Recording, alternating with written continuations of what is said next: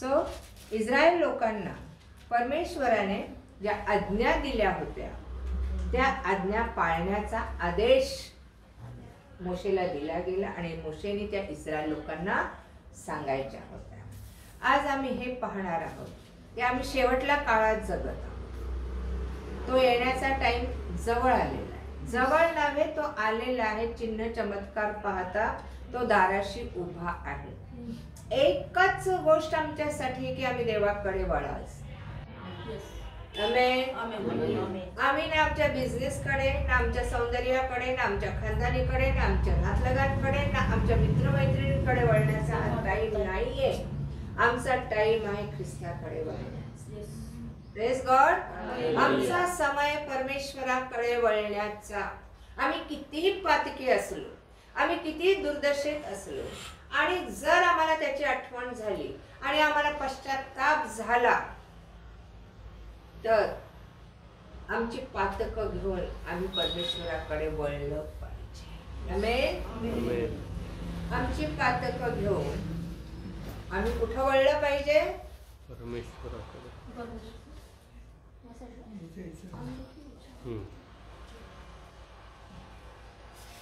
परमेश्वराकडे वळणं किती गरजेचं आहे. तो कुठेही वळायला सांगत नाही. तो कुठल्या मंत्र्याकडे जायला सांगत नाही. तो कोणा मोठ्या अधिकाऱ्याकडे जाऊन आपले गाऱ्हाणे सांगा किंवा आपले प्रॉब्लेम सोडवा म्हणत नाही. तो म्हणतो आहे तसा तू माझ्याकडे वळ. आमेन. कारण तू माझ्याकडे वळलं तर आता मी तुझ्याकडे वळेन. Praise God.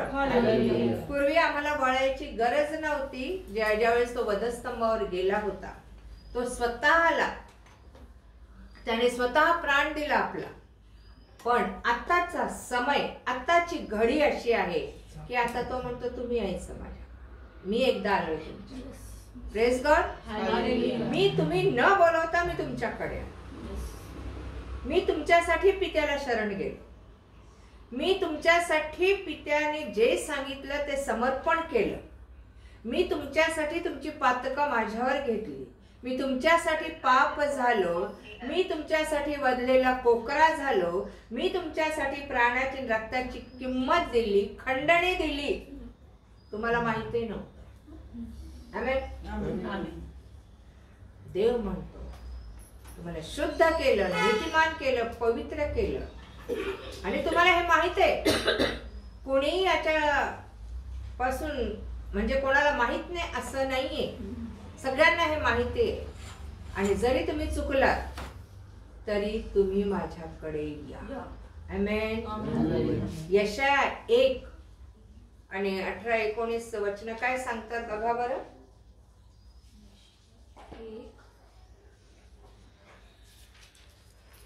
परमेश्वर म्हणतो चला या आपण बुद्धिवाद करू. तुमची पातके लाखेसारखी लाल असली तरी ती बर्फासारखी पांढरी होतील. ती किरमिजासारखी तांबडी असली तरी लोकरीसारखी निघतील. तुम्ही माझे ऐकायला मान्य व्हाल तर भूमीचे उत्तम फळ खाल. तुम्ही अमान्य होऊन बंड कराल तर तलवार तुम्हाला खाऊन टाकेल. कारण परमेश्वराच्या तोंडचे हे वचन आहे. कोणाच्या तोंडचं वचन आहे? परमेश्वर. आणि का बोलला परमेश्वर? असं का बोलला की परमेश्वर म्हणतो चला या आपण बुद्धिवाद करू. तुमची पातके लाखेसारखी लाल असली तरी ती मी बर्फासारखी पांढरी होतील. ती किरमिजासारखी तांबडी असली तरी लोकरीसारखी निघतील. आमेन. किती पण घाणेरडे पातक असेल, तुम्ही जर माझ्याकडे वळला तर मी तुमची पातके कशी करेन? पांढरी करेन. पांढरी म्हणजे तुम्हाला मी पांढरं शुभ्र करेन. आमेन. पापाने तुम्ही काळवडलेले आहात, पापाने तुमची दुर्दशा झालेली आहे. पण आजचा समय देवाकडे वळण्याचा आहे. आणि पुष्कळ जणांना हे माहित असून ते देवाकडे वळत चुका होतात. माणसांकडनं अपराध होतात. देवाला माहित आहे. जो असं म्हणतो ना मी पाप करत नाही, तो स्वतःला फसवतो आणि देवालाही फसवतो. है ना? कशात दिले?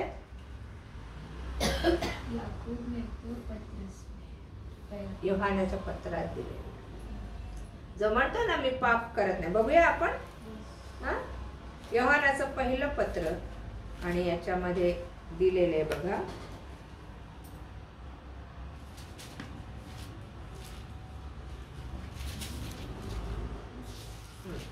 बघा योहानाचं पहिलं पत्र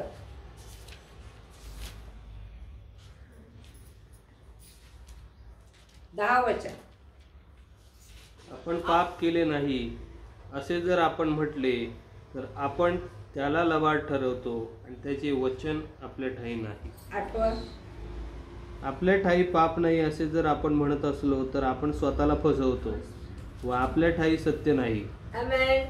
आमेन. आम्ही पवित्र जरी असलो, त्याने आम्हाला पवित्र जरी केलं, नीतिमान केले, शुद्ध केले, पण हे त्याने केले.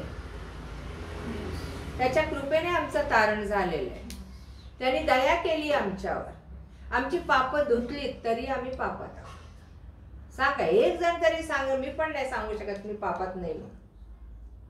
आमेन. कारण जर मी असं म्हटलं नाही नाही मी पापी नाही, तो पापी आहे, तर सगळ्यात आधी मी पापी ठरते. दुसऱ्याला दोष देणारा आधी पापात पडतो. आमेन. आम्हाला काही अधिकार नाही कोणाला दोष द्यायचा, कारण तो म्हणतो तुम्ही एकमेकांचे दोष काढू नका. मला सांगू द्या, मिखाईल सुद्धा सैतानाला दोष द्यायला धजला नाही. ज्यावेळेस मोशेचं प्रेत घ्यायला मिखाईल देवदूत आणि सैतान हजर झाले, त्यावेळेस असं म्हटलंय मिखाईल सुद्धा सैतानाला धमकायला धजला नाही.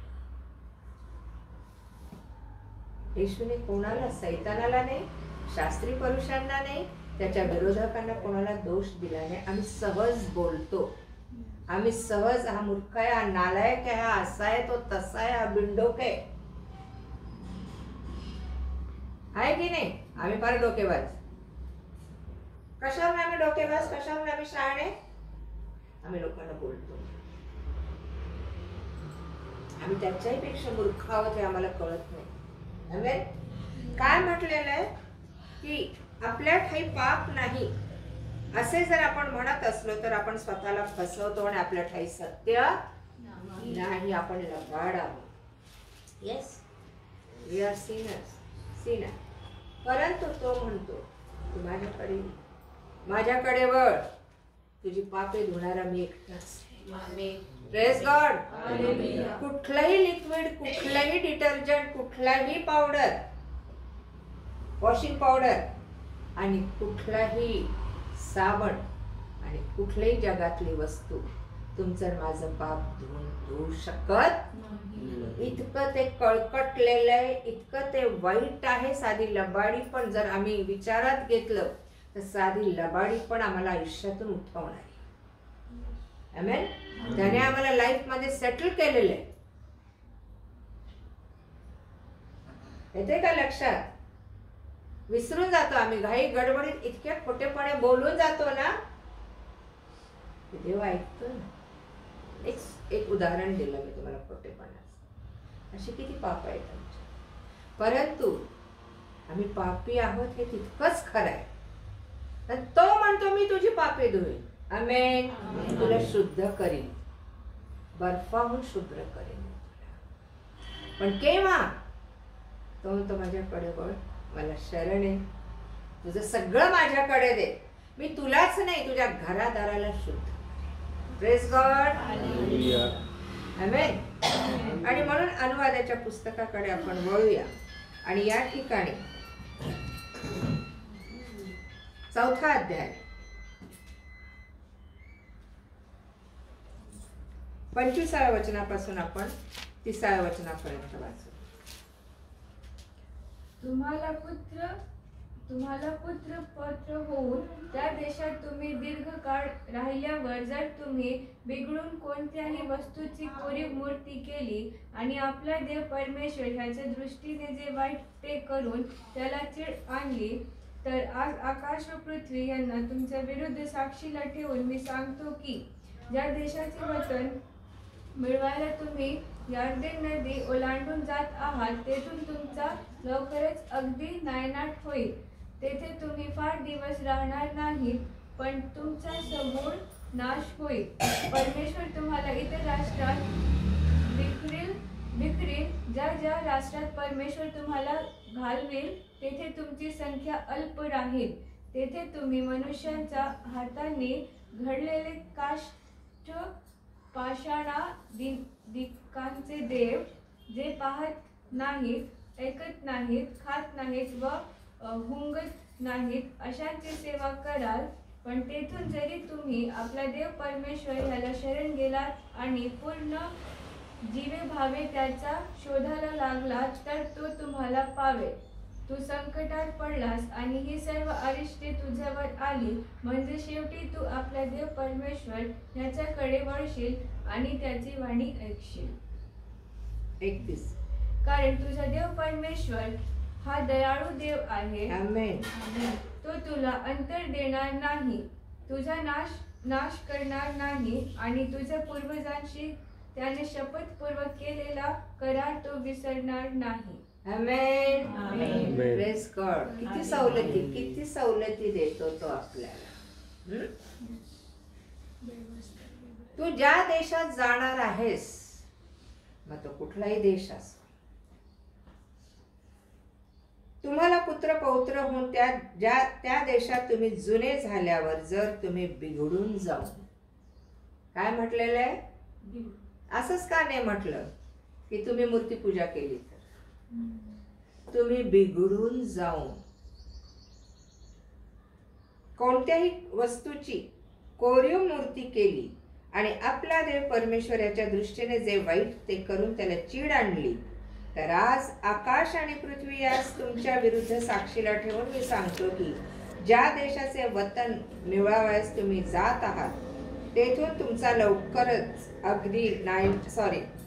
मिळवावयाला तुम्ही यार्देन नदी ओलांडून जात आहात, तेथून तुमचा लवकरच नायनाट होईल आणि तेथे तुम्ही फार दिवस राहणार नाही, पण तुमचा समूळ.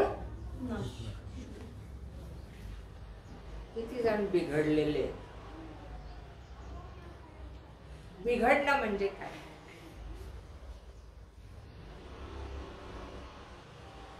सांगा ना. चांगल्याचा वाईट होणं. आमच्या दृष्टीला दिसतं कोण माणूस बिघडलाय, कोण माणूस चांगलाय. अरे आधी तो इतका चांगला होता, पण आता दारूच्या व्यसनाला लागून बिघडून. माणसात जो चांगल्याचा वाईट चेंज होतो, चांगुलपणा निघून जाऊन वाईट बनतो, तो परमेश्वराच्या विरोधात जातो, माणसाच्या नाही. कोणाच्या विरोधात? देव त्याला बिघडलेला. आमेन. आम्ही बिघडलेले आहोत. माझ्या सहित आपण सगळ्यांनी विचार करायचा. आपण बिघडलेले आहोत का? बिघडलेले लोक देवाला नकोत. आमेन. आणि कोणत्याही वस्तूची कोरीव मूर्ती बिघडतो कधी? आपण इथं का बिघडलेले म्हटलं? कधी बिघडतो?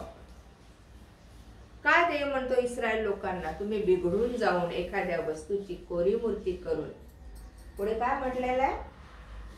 केली आणि आपला देव परमेश्वर याच्या दृष्टीने जे वाईट करून त्याला चीड आणली, तर कुठल्या वस्तूची कोरीव मूर्ती करतो?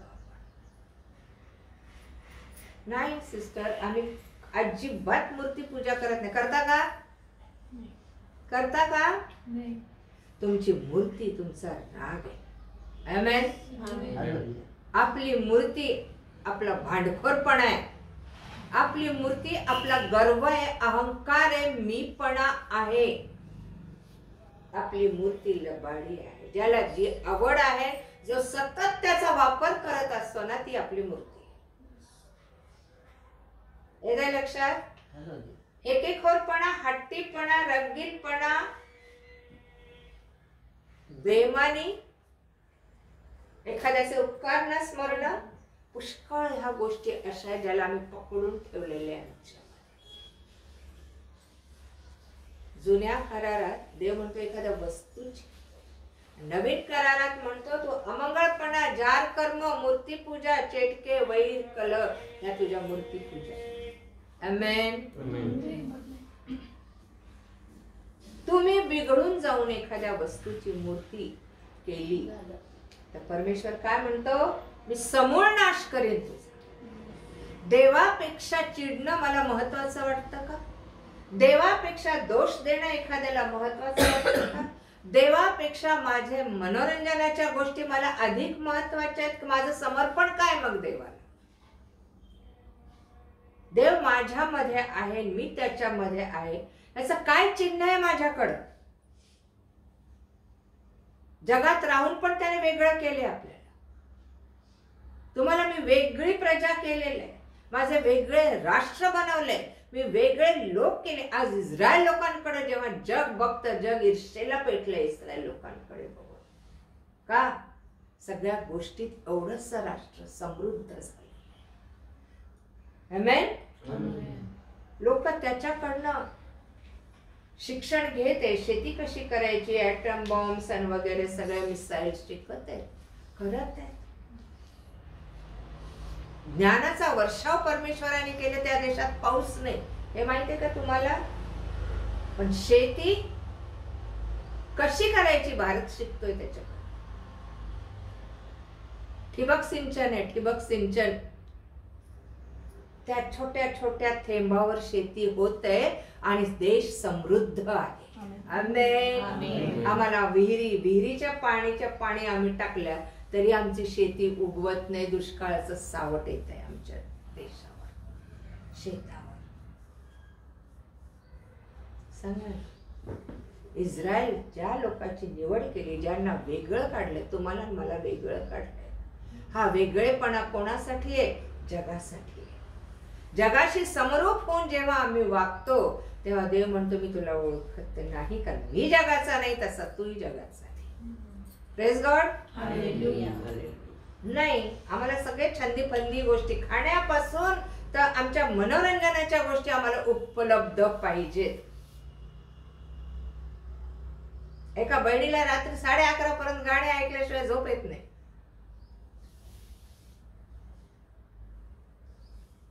आमच्या झोपेचं निमित्त आम्ही करतो, आम्हाला झोप येत नाही. तुम्ही ऐका ना देवाचं वचन. मी माझी साक्ष सांगते, मी देवाचं वचन लावते ऐकायला.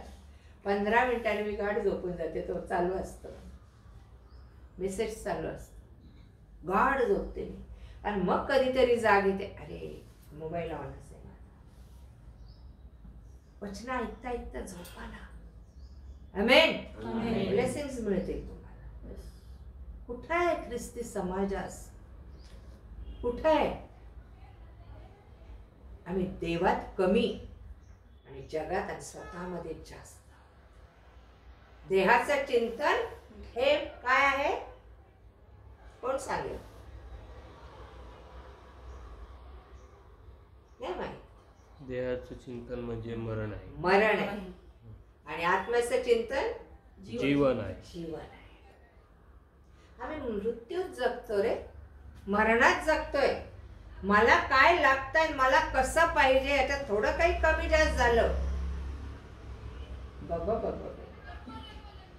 काय होतं मग? ज्या स्थितीत आहे त्या स्थितीत राहा. आमेन. आमेन. हे आत्म्याचं चिंतन. आत्मा तुम्हाला इतका खाली नेईल ना, इतका वाळवंटात नेईल, ओसाड जागी नेईल आणि तिथं तुम्हाला समृद्ध करेल. Praise God. देवाची करणी अशी. देव समृद्ध जागेत नाही नेऊन तुम्हाला काही करणार.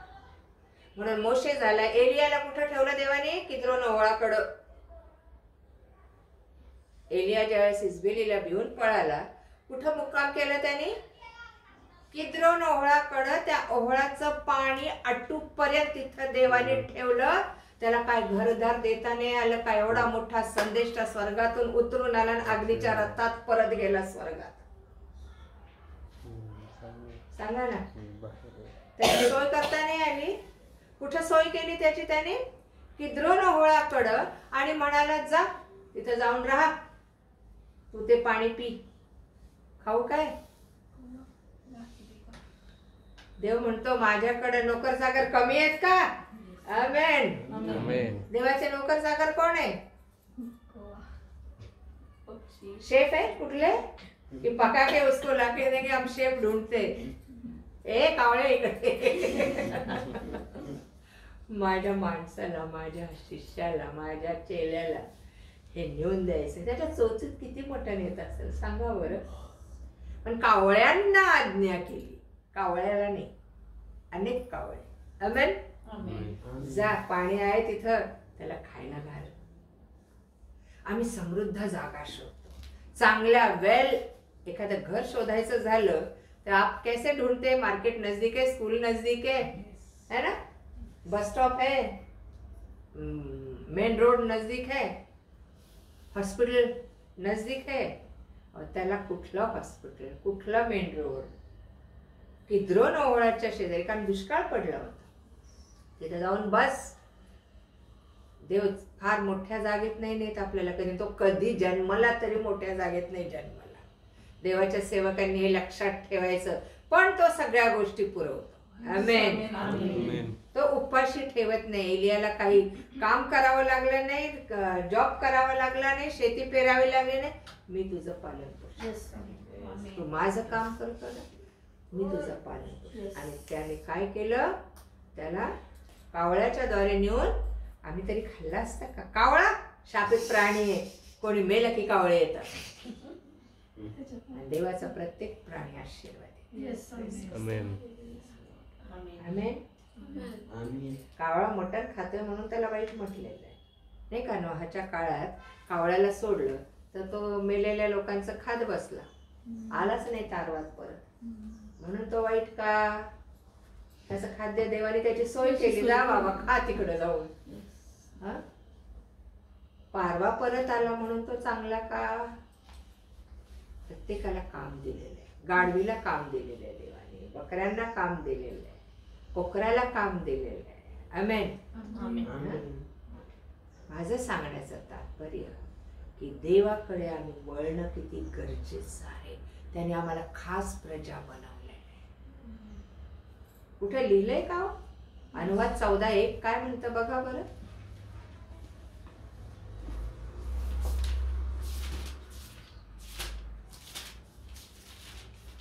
तुम्ही आपला देव परमेश्वर याची मुले आहात.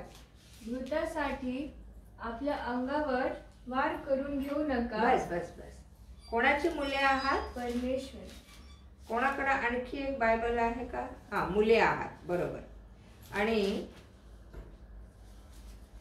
आणखी एक आहे अनुवाद मध्ये 7वा अध्याय मला वाटतं 6 वचन. कारण तू आपला देव परमेश्वर याची पवित्र प्रजा आहेस. काय? पवित्र प्रजा आहेस. कशी आहे? पवित्र. ते आमच्या गावी पण नाही पवित्रता. आम्ही पवित्र जीवन जगूच शकत नाही सकाळी उठल्यापासून. आम्हाला तो जगूच देत नाही दुष्ट. त्याचा विचार आम्ही प्रत्येकाने करायचा. पवित्र प्रजा करून ठेवलेली. देवाचे सगळे लोक कसे पवित्र आहे, कारण तो पवित्र आहे. तुम्ही मी देवाचे आहात, आम्ही पवित्र असणं गरजेचं आहे. पुढे काय लिहिलेलं आहे? तू त्याची खास प्रजा व्हावे म्हणून साऱ्या पृथ्वीवरील राष्ट्रातून तुझा देव परमेश्वर याने तुला निवडून घेतले आहे. बस. काय हो? कोणाची प्रजा तुम्ही? भारत देशाची. परमेश्वर. तू त्याची खास प्रजा व्हावं म्हणून त्याने सर्व राष्ट्रातून तुला निवडून घेतलेला आहे. तुम्हाला मला जर त्याने निवडून घेतलेले, मी त्याची खास प्रजा आहे. खास म्हणजे स्पेशल. आमेन. आणि पवित्र प्रजा आहे. करेक्ट? तर मला सांगा, त्याने प्रजा म्हणून निवडलेलं असलं तरी आम्ही पापी आहोतच ना. पवित्र प्रजा म्हणून तो म्हणतो माझ्याकडे वळा. आमेन. आमेन. कारण तुम्हाला परत शुद्ध करणारा मीच आहे. आमेन. पुढचं वाचा. परमेश्वराने तुमच्यावर प्रेम करून तुम्हाला निवडले. ह्याचे कारण तुम्ही संख्येने इतर राष्ट्रांपेक्षा पुष्कळ होता म्हणून नव्हे, उलट तुम्ही सर्व राष्ट्रांमध्ये संख्येने कमी होता. आमेन. इस्रायल किती मोठं राष्ट्र आहे? छोटे. सगळ्यात सगळ्यात जगात सगळ्यात लहान असेल तर इस्रायल, बरोबर? हा, आणि देवाने का निवडलं? मोठे राष्ट्र का नाही निवडले? देवाला किती लोक मिळाले असते? देव मेजॉरिटीच्या मागे नाहीये, खूप लोक मिळवायच्या मागे नाही, देव क्वालिटीच्या मागे. Praise God. तुम्ही श्रीमंत आहात, तुम्ही शिकलेले आहात, तुम्ही डिग्र्या मिळवलेल्या आहात, तुम्हाला बायबल कळतं, वाचता येतंय म्हणून निवडलं नाही. तुम्ही अडाणी आहात, तुम्हाला काही माहित नाही, जगातलं ज्ञान नाही, व्यावहारिक ज्ञान नाही, माझं ज्ञान आहे. Praise God. त्यासाठी मी तुम्हाला निवडत आहे. Praise God. तुम्ही संख्येने कमी होता म्हणून मी तुम्हाला निवडलं. येते का लक्षात? ऐकू येतंय? पुढे काय म्हटलेलं? पण परमेश्वराने तुम्हाला पराक्रमी हाताने दास्यगृहातून मिसर देशाचा राजा फारो याच्या हातातून सोडवून बाहेर आणले. याचे कारण हेच की तुमच्यावर त्याचे प्रेम आहे आणि तुमच्या पूर्वजांना त्याने जे शपथपूर्वक वचन दिले होते ते पूर्ण करण्याची त्याची इच्छा आहे. आमेन. Praise God. त्याचं प्रेम होतं म्हणून त्याने निवडलं आपल्याला. आपल्याला काम द्यायचं म्हणून निवडलं नाही, खास प्रजा आपण आहोत, त्याची मुलं आहोत म्हणून निवडलं. आणि त्याच मुलांना तो 4थ्या अध्यायात काय म्हणतो? तुम्ही एखाद्या वस्तूची कोरीव मूर्ती करून जाऊन बिघडाल तर मी तुमचा नाश करेन. तो न्याय संपन्न देव आहे, पक्षपात करत नाही. खास प्रजा इस्रायल लोकांना किती जगात त्याने शेवटी काम करायला लावली, विखरून टाकीन म्हणाला तो. बघा या 4थ्या अध्यायाकडे येऊ आपण. आणि 27वे वचन काय सांगतं?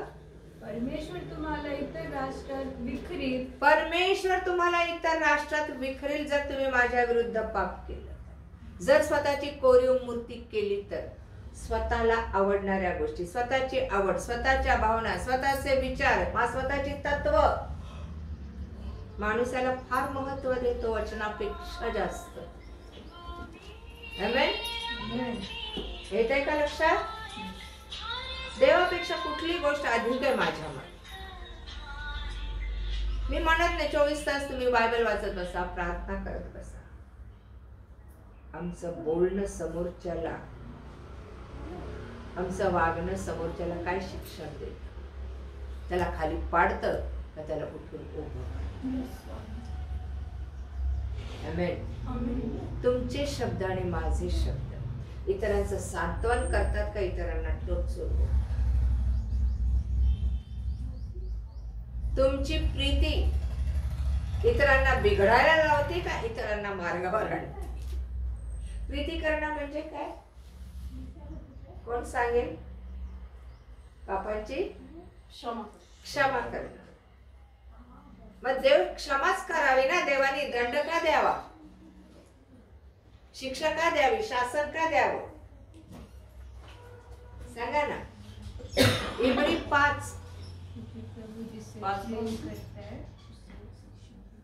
5च आहे का? 13:5 इब्री. का दंड करतो तो? का शासन करतो तो? प्रीती तर करतोच ना. मग प्रीती करणाऱ्या लेकराला मारतो का आपण? तुमची वागणूक आजकाल नाही मारतो. एक मिनिट. हा बोला. 13:5 13:5, 6, 7 काय असं? तुमची वागणूक द्रव्य लोभा वाचून असावी, जवळ आहे तेवढ्यात तुम्ही तृप्त असावे, कारण त्याने स्वतः म्हटले आहे, मी तुला सोडून जाणार नाही व तुला टाकणार नाही. म्हणून आपण धैर्याने म्हणतो. इब्री 13:5 वाचलंस तू? हा 7 मिनिट. सॉरी गलती.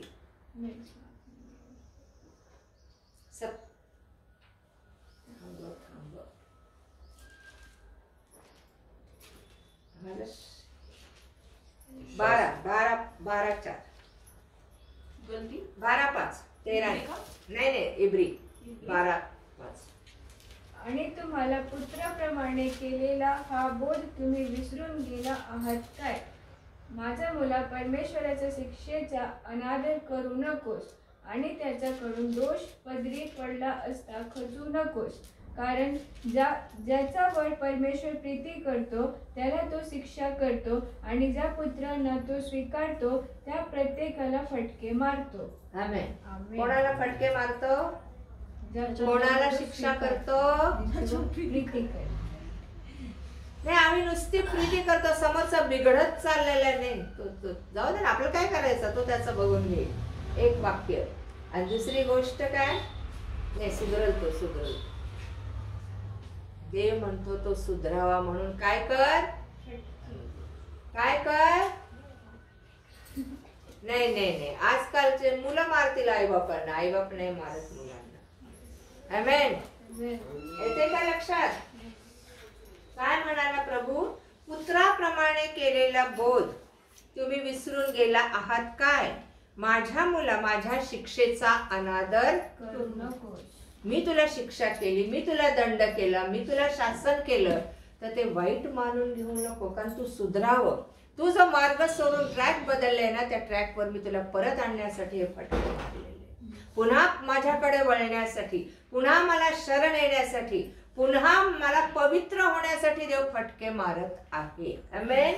आणि ते फटके कसे सोटा घेतले आणि फटके मारले असे नाही. संकटाच्या द्वारे तो फटके मारतो, आजाराच्या द्वारे तो फटके मारतो, अपयशाच्या द्वारे तो फटके मारतो.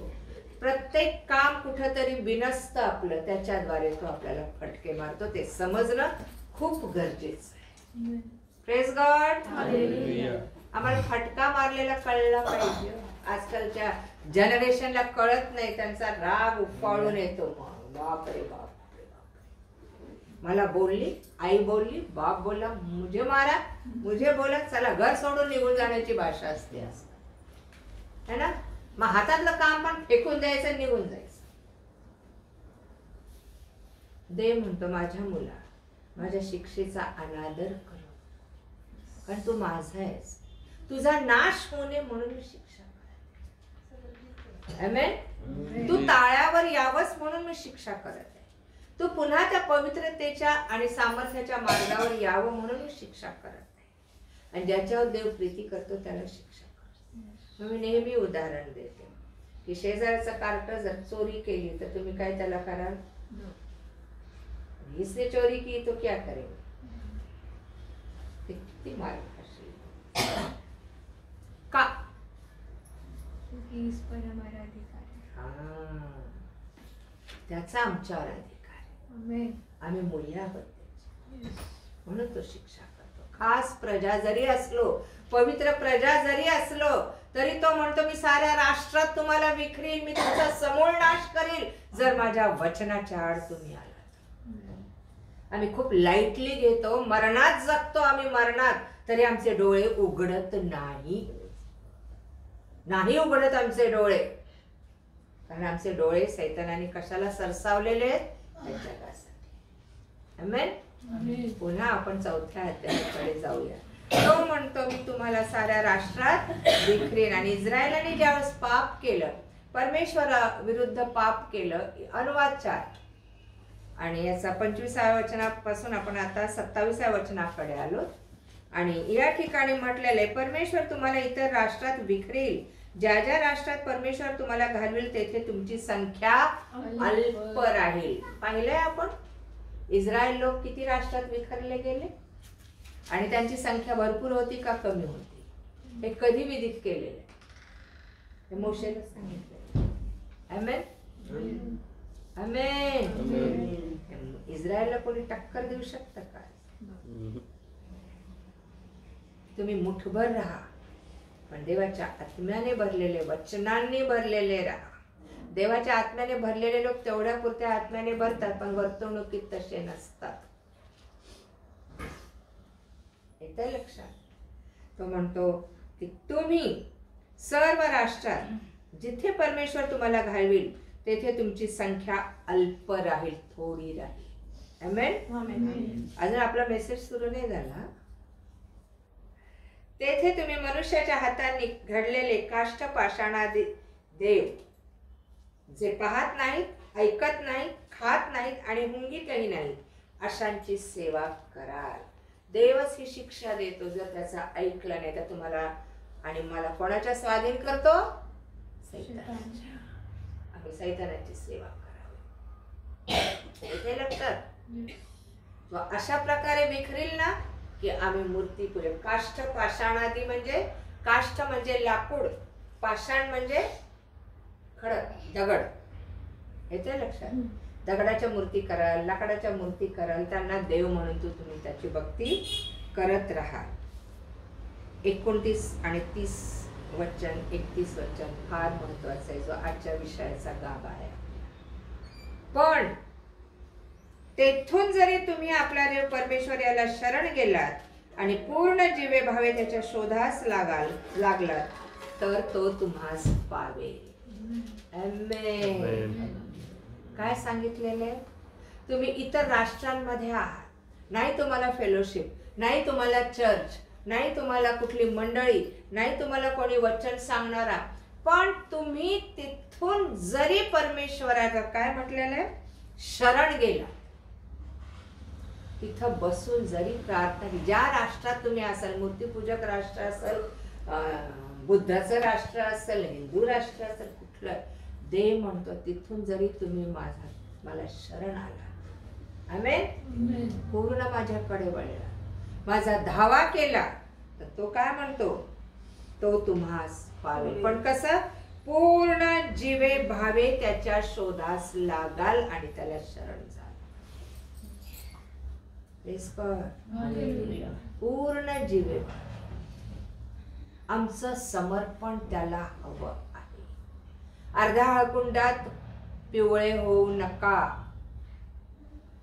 तो तुमच्या वेळेची अपेक्षा करतो, तुमच्या वयाची अपेक्षा करतो, तुमच्या शक्तीची अपेक्षा करतो, तुमच्या मनाची, विचारांची अपेक्षा करतो, तुमच्यामध्ये जे जे आहे ना सगळ्यांची अपेक्षा देव करतो. तो म्हणतो माझ्यासाठी प्रॉपर. आमेन. आमेन.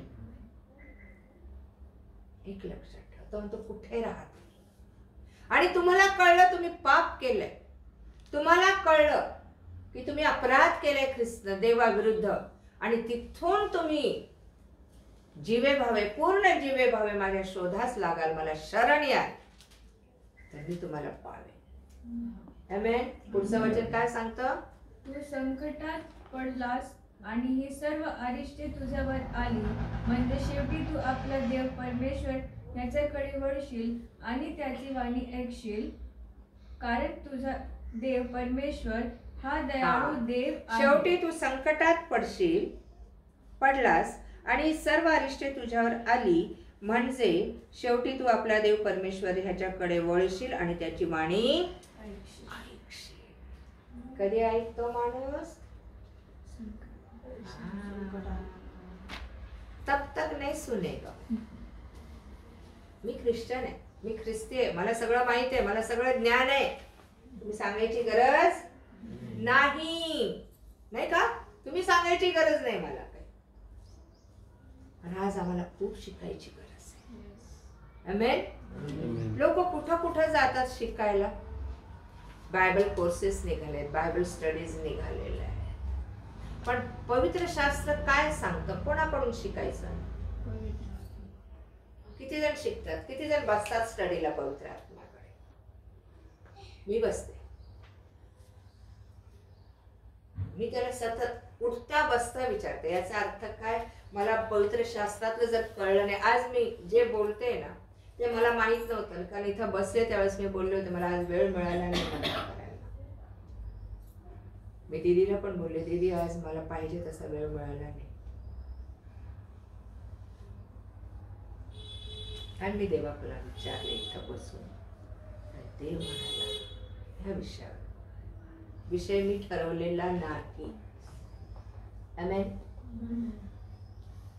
तुमच्याशी देव बोलला पाहिजे. Praise God. पवित्र आत्म्याजवळ किती जण बसतात स्टडीसाठी? मी पूर्वी खूप बायबल घेऊन बसायचे. Hindi Bible, English Bible, Marathi Bible. ते घेऊन मी अभ्यास करायचे. ह्या बायबलमध्ये काय, त्या बायबलमध्ये काय, ह्याचा अर्थ काय. कारण पूर्वी हिंदीतून पण मी बोलायचे. तुम्ही कोणापासून शिकलेले पाहिजे? पवित्र आत्म्यापासून. नाही समजलं ना, तुम्ही विचारा त्याला. मी ते करत गेले. आमेन. त्याने शिकवला. कुठं लिहिलंय का असं वचन? कुठे आहे? दुसरं आहे, 1 योहानाचं पत्र 2 अध्याय आणि मला वाटतं 26 वचन.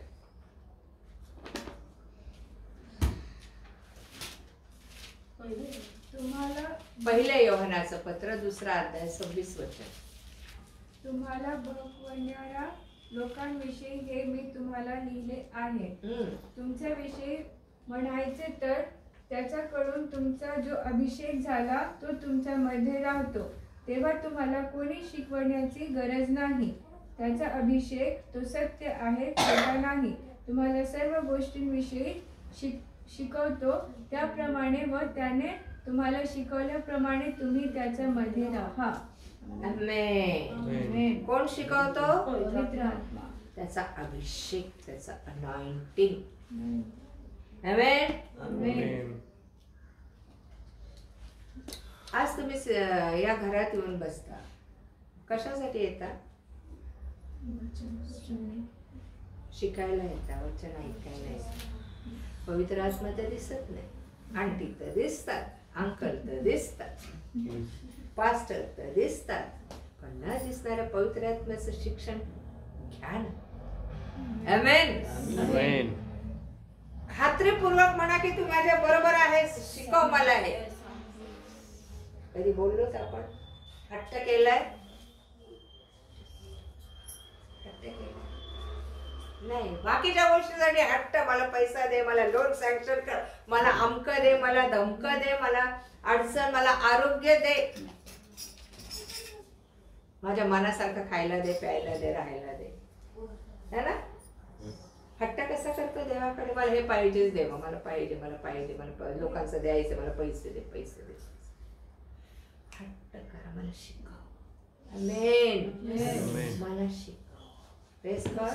आणि तो तुम्हाला शिकवाल. तुम्ही जगात कसं राहायचं, कसं वागायचं, कशी सेवा करायची. लोकांनी शिव्या घातल्या तरी तुमचं काम तुम्ही नेटाने कसं करायचं हे तुम्हाला शिकवाल.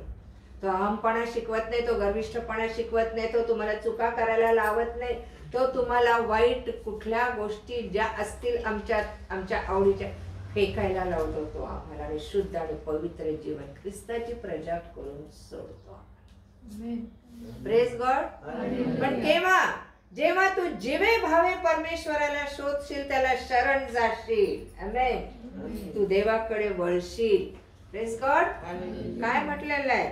तू संकटात पडलास आणि सर्व अरिष्टे तुझ्यावर आली म्हणजे शेवटी तू आपला देव परमेश्वर याच्याकडे वळशील आणि त्याची वाणी ऐकशील. कारण तू त्याची वाणी ऐकशील. देवाकडे वळशील तर तू त्याची वाणी अशी तशी वाणी देणार नाही. तू त्याच्याजवळ बसलं पाहिजे, त्याचं ऐकलं पाहिजे, त्याचं वचन मनन केलं पाहिजे. आता बसा, त्याच्याजवळ बसायला कुठं जाणार तुम्ही? कुठं बसल्यावर देव ऐकला सांग? परमेश्वरचं वचन. तुम्ही मजमध्ये राहा. आमेन. आणि माझी वचने तुम्हामध्ये राहील. तुम्ही जे काही मागाल ते तुम्हाला. आमची वस्ती कुठं? वचनात. आमचं जगणं कुठं? वचनात. आमचं राहणं कुठं? वचनात. आमचं चालणं कुठं? वचनात. आमेन. आमेन. वचनाशिवाय दुसरी जागा दिलेली नाही, हे लक्षात ठेवा. मग तुम्ही डोंगरावर बसा, तुम्ही रस्त्यावर बसा, तुम्ही झाडाखाली बसा, तुम्ही घरात बसा, त्याला मंदिर शोधायची गरज नाही. वचन तुमच्या जवळ आहे. Praise God. आणि तुझा देव परमेश्वर, कारण तुझा देव परमेश्वर दयाळू आहे. तुम्ही मजकडे वळाला आणि तर तुम्ही त्याची वाणी ऐका. Praise God.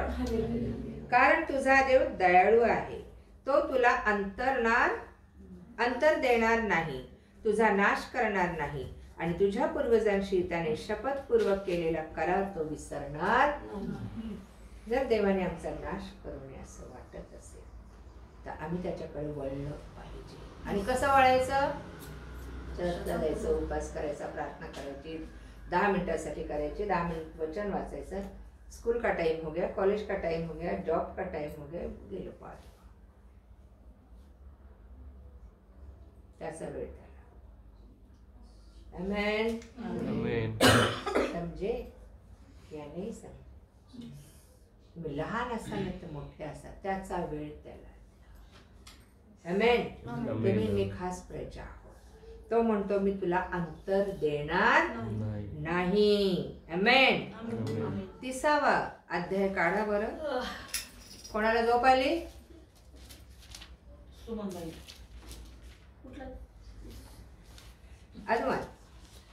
अनुवाद 30.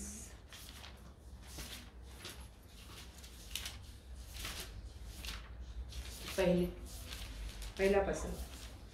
मी तुझ्या पुढे मांडलेल्या ह्या सर्व गोष्टी म्हणजे हे आशीर्वाद व शाप जेव्हा तुझ्यावर येतील आणि तुझा देव परमेश्वर तुला ज्या ज्या राष्ट्रांमध्ये घालवून देईल तेथे तू या गोष्टींचे स्मरण करशील आणि तेव्हा तू आपल्या मुलांबाळांसह संपूर्ण मनाने व संपूर्ण जीवाने आपला देव परमेश्वर त्याच्याकडे वळशील आणि जे काही आज मी तुला सांगितले आहे त्याप्रमाणे त्याची वाणी ऐकशील.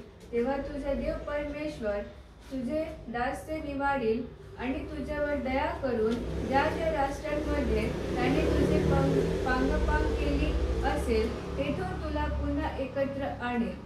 तुझे परांगदा झालेले लोक दिगंतापर्यंत विखरले असले तरी तेथून तुझा देव परमेश्वर तुला एकत्र करून आणेल.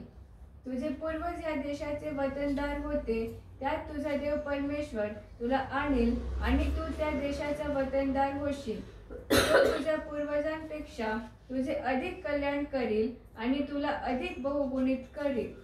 तुझा देव परमेश्वर तुझ्या हृदयाची व तुझ्या वंशजांच्या हृदयाची सुंता करील आणि आपण जिवंत राहावे म्हणून तू आपला देव परमेश्वर ह्याच्यावर संपूर्ण मनाने व संपूर्ण जीवाने प्रेम करशील. पण हे सर्व शाप तुझा देव परमेश्वर तुझा छळ करणाऱ्या शत्रूंवर व द्वेष्टांवर आणील. तू तर पुन्हा परमेश्वराची वाणी ऐकशील आणि ज्या आज्ञा मी आज तुला देत आहे त्या सर्व पाळशील. तुझा देव परमेश्वर तुझ्या कल्याणासाठी तुझ्या हातचे सर्व काम, तुझ्या पोटचे फळ, तुझ्या गुराढोरांचे वत्स व तुझ्या भूमीचा उपज ह्यांबाबतीत तुझी समृद्धी करील. परमेश्वर जसा तुझ्या पूर्वजांवर प्रसन्न होता तसा तुझ्या कल्याणासाठी तुझ्यावरही पुन्हा प्रसन्न होईल. तू आपला देव परमेश्वर ह्याची वाणी ऐकून ह्या नियमशास्त्राच्या ग्रंथात लिहिलेल्या त्याच्या आज्ञा व विधी पाळले आणि आपला देव परमेश्वर ह्याच्याकडे आपल्या संपूर्ण मनाने व संपूर्ण जीवाने वळलास तर असे होईल. आमेन. कधी एवढे आशीर्वाद मिळतील? संपूर्ण मनाने, संपूर्ण जीवाने, संपूर्ण बुद्धीने, संपूर्ण शक्तीने तू त्याच्याकडे. आमेन. किती आशीर्वाद दिले आणि कोणासह वळायला सांगितलं त्या बघा. 2रं वचन. आणि जेव्हा तू आपल्या मुलाबाळांसह संपूर्ण मनाने व संपूर्ण जीवाने आपला देव परमेश्वर ह्याच्याकडे वळशील आणि जे काही आज मी तुला सांगितले आहे त्याप्रमाणे त्याची वाणी ऐकशील, तेव्हा तुझा देव परमेश्वर तुझे दास्य निवारील आणि तुझ्यावर दया करून ज्या ज्या राष्ट्रांमध्ये त्याने तुझी पांगापांग केली असेल तेथून तुला पुन्हा एकत्र आणील. आमचं दास्य कधी निवारणार? आम्ही ज्या गुलामगिरीत आहोत, कोणी व्यसनाच्या गुलामगिरीत आहे, कोणी ब्युटी पार्लरच्या गुलामगिरीत आहे, कोणी फेशियलच्या गुलामगिरीत आहे, कोणी पैशाच्या गुलामगिरीत आहे. गुलामगिरी म्हणजे सैतानाचं दास्य. आम्ही सैतानाच्या, आम्ही पाप करण्याच्या गुलामगिरीत असतो किंवा देवाविरुद्ध वचन आम्ही देवाच्या वचनाविरुद्ध वापरत असू तर देव काय म्हणतो, किती सुंदर दिलेलं आहे, याची आम्ही कधी दखल नाही घेत, आम्ही कधी नाही. तू आणि जेव्हा तू आपल्या मुलाबाळांसह, कोणासह, कोणासह, कुठं जातात मुलं बाळ आपले? आता तुम्ही म्हणाल की नाही ऐकत ते, काय करणार? त्यांच्यासाठी प्रार्थना करा की त्यांनी प्रभूमध्ये यावं. देव जरूर ऐकेल. पण एक जण विश्वासात आला तर देव साऱ्या घराण्याचं प्रॉमिस आहे त्याचं. आमेन. तो म्हणतो तू आपल्या मुलाबाळांसह संपूर्ण मनाने संपूर्ण जीवाने आपला देव परमेश्वर ह्याच्याकडे वळशील. नुसतंच वळायला नाही सांगितलं, गरकन त्या फोटोकडे वळून बघितलं असं नाही. प्लीज गॉड, आम्हाला संपूर्ण समर्पण करायचं.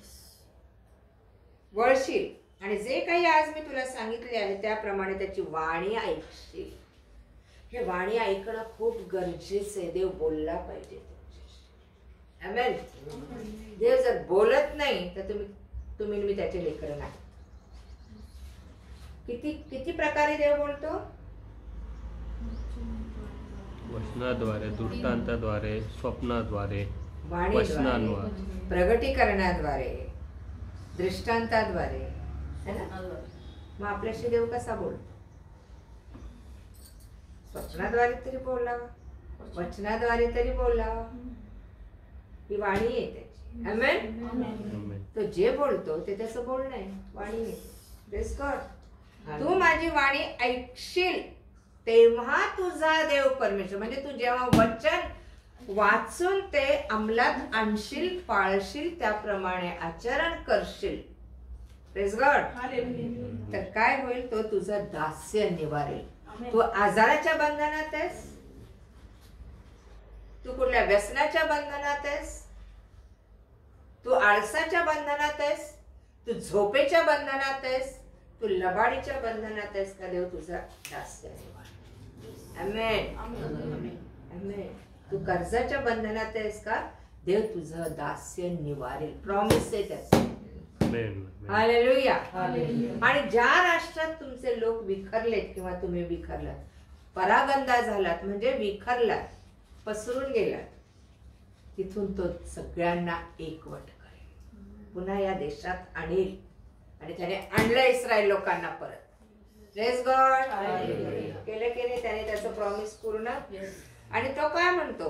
5वं वचन, तुझे पूर्वज ज्या देशाचे वतनदार होते त्यात तुझा देव परमेश्वर तुला आणील आणि तू त्या देशाचा वतनदार होशील. त्याच्या पूर्वजांनी तो देश, इस्रायल देश जिंकला होता, त्याचा आज वतनदार कोण झाले? आत्ताची पिढी. Praise God. येते का लक्षात? या पिढीला ते ब्लेसिंग मिळाले. आणि पुढे काय म्हटलेलं? तो तुझ्या पूर्वजांपेक्षा अधिक तुझं कल्याण करेल. जितकं पूर्वजांचं कल्याण केलं ना त्याच्यापेक्षा अधिक. का? तू माझ्याकडे वळलास. Praise God. तू मला शोधलंस, पूर्ण जीवे भावे तू माझ्याकडे वळलास, तुझ्या मुला बाळांसहित वळलास, तुझ्या अख्ख्या घराण्यावरचं दास्य मी निवारेल. आमेन. आम्ही किती दिवस गुलामगिरीत खितपत पडलो होतो सांगा ना. सैतानाने किती बेड्या घातल्यात आम्हाला, किती प्रकारच्या बेड्या. आम्ही मुक्त झालोत का? त्याने तर आम्हाला स्वतंत्र केलंय. सत्य तुम्हाला स्वतंत्र करील. नुसतं बोलतो पण त्या सत्यामुळे मी स्वतंत्र झाले का? मी कुठल्या बंधनात आहे? आज प्रभू मी तुझ्याकडे वळते, संपूर्ण मनाने, संपूर्ण जीवाने, संपूर्ण बुद्धीने, संपूर्ण शक्तीने मी तुझ्याकडे वळते. तो तेव्हा तुमचं दास्य निवारण. Praise God. ते बंधन कुठलंही असो, कुठलंही बंधन असो, तुमच्यावर अपयशाचं बंधन असो, निराशेचं बंधन असो, काळजी चिंतेचं बंधन असो, झोपेचं बंधन असो, तो निवारण करा. आमेन. बुद्धिहीनतेचं बंधन असो, तो निवारण करा. आणि तो म्हणतो तुझे लोक जितके जितके विखरलेत ना तिथून मी गोळा.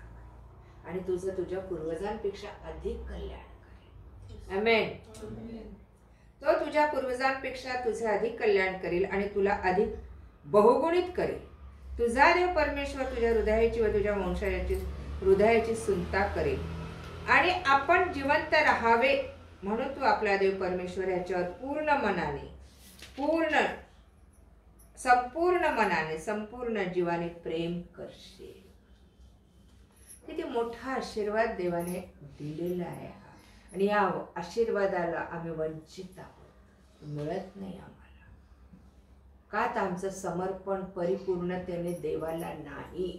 आमचं अर्ध जीवन संसारात, जगात आणि वेळ मिळाला तर देवाला आपण इतकं लाईटली घेतलेलं आहे ना. प्रार्थना म्हटली की झोप, बायबल वाचन म्हटलं की झोप येत नसेल त्याने बायबल वाचा. ज्याला झोपायचं असेल ना त्याने बायबल वाचा. ही गोळी फार छान आहे, ही टॅबलेट खूप छान आहे. गाढ आणि शांत झोपला. आमेन. इथे काय म्हटलेलं आहे, पण हे सर्व शाप तुझा देव परमेश्वर तुझा छळ करणाऱ्या शत्रूवर व द्वेष्ट्यावर आणील. केव्हा? जेव्हा मी देवाकडे वळेन. तुम्ही म्हणाल की सिस्टर आम्ही वळालोत ना, आमचा बाप्तिस्मा झाला, पवित्र आत्मा मिळाला. वळणं म्हणजे काय हो? मार्ग बदलणं. आमेन. अशी चालली होते, मला असं वळायचं. Praise God. आमच्या सवयी बदलणं, आमचे स्वभाव बदलणं, आमचे विचार बदलणं. भले ते कितीही तुम्हाला तुमच्यासाठी महत्वाचे आहेत, पण देवासाठी ते महत्वाचे नाही. आम्ही बदलणं, आमचा मार्ग, आमचे विचार, आमचा स्वभाव, आमचं लाईफ बदलणं. नुसतं ख्रिस्ती म्हणून जगू नका, कोणी विचारणार नाही, तोही विचारणार नाही आपल्याला. पण तुम्ही देवाची खास प्रजा निवडलेली म्हणून जर विचारात घेऊन जगाल तर स्वतःला पूर्णपणे देवाच्या हातात, आपल्या कुटुंबासहित, आपल्या गाडी घोड्यांसहित, आपल्या फायनान्स सहित. आमेन. वाढवणारा तो आहे. तुम्ही मी कष्ट करून फायनान्स वाढत नाही. फायनान्सरला त्याने बंदी घातली तर कुठून मिळणार आपल्याला काय लक्षात. आणि पुढे काय म्हटलेलं आहे, तो तुमच्या शत्रूवर सगळे शाप आणि तुम्हाला छळणाऱ्यांवर तुमचे शाप सगळे तिकडे झाले. शेवटी तो म्हटलेलं आहे 9वं वचन, तुझा देव परमेश्वर तुझ्या कल्याणासाठी तुझ्या हातचे सर्व काम, तुझ्या पोटचं फळ, तुझ्या गुराढोरांचे वत्स व तुझ्या भूमीचा उपज या बाबतीत तुझी समृद्धी करेल. आमेन. आणि तुझ्यावर प्रसन्न होईल. परमेश्वर आमच्याबद्दल प्रसन्न होणं खूप गरजेचं आहे. तो आमच्या विषयी दुःखी कष्टी होणं गरजेचं आहे. पण हे केव्हा घडेल? काय वचनात सांगितलं, वाचा ते वचन. व आपला देव परमेश्वर याची वाणी ऐकून या नियमशास्त्राच्या ग्रंथात लिहिलेल्या त्याच्या आज्ञा व विधी पाळले आणि आपला देव परमेश्वर याच्याकडे आपल्या संपूर्ण मनाने व संपूर्ण जीवाने वळलास तर असे होईल. आमेन.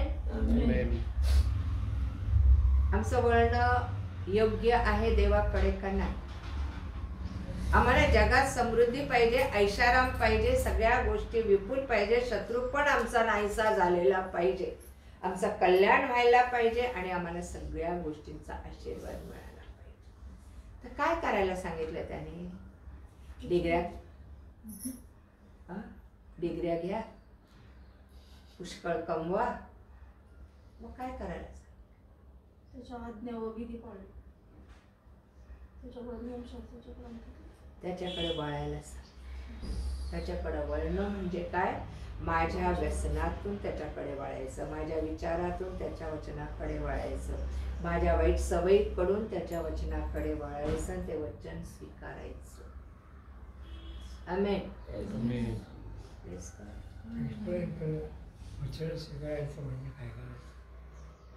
आता एक वचन वाचता त्यांनी सांगितलं की तू माझ्याकडे वळ. म्हणजे कुठं वळणार? येशू तर दिसत, पण त्याने हे आपल्याला दिले वचन म्हणजे शब्द म्हणजे येशू. काय लिहिलंय त्यांनी? जुन्या करारात लिहिलं मूर्तीपूजा करू नको, अन्य देव तुला नसावे. परमेश्वराचं नाव व्यर्थ घेऊ नको. मी तुझा देव परमेश्वर, याशिवाय तुला देव दुसरा देव नसावा. आणि वचन म्हणजे काय? त्याने ज्या आज्ञा दिल्या त्या पाळायच्या, तंतोतंत पाळायच्या. भले तुम्हाला ते आवडो ना आवडो. तुम्ही म्हणाले कसं शक्य आहे, मला नाही जमत हे, तो जमून दे. पवित्र आत्मा कशाला दिलाय? आमेन. एवढंच अशक्य असतं तर देवाने हे दिलंच नसतं आपल्याला. कठीण नाहीये, त्याच्या आज्ञा कठीण नाहीत आहेत. काढा पहिलं योहानाचं पत्र, याचा 3रा अध्याय.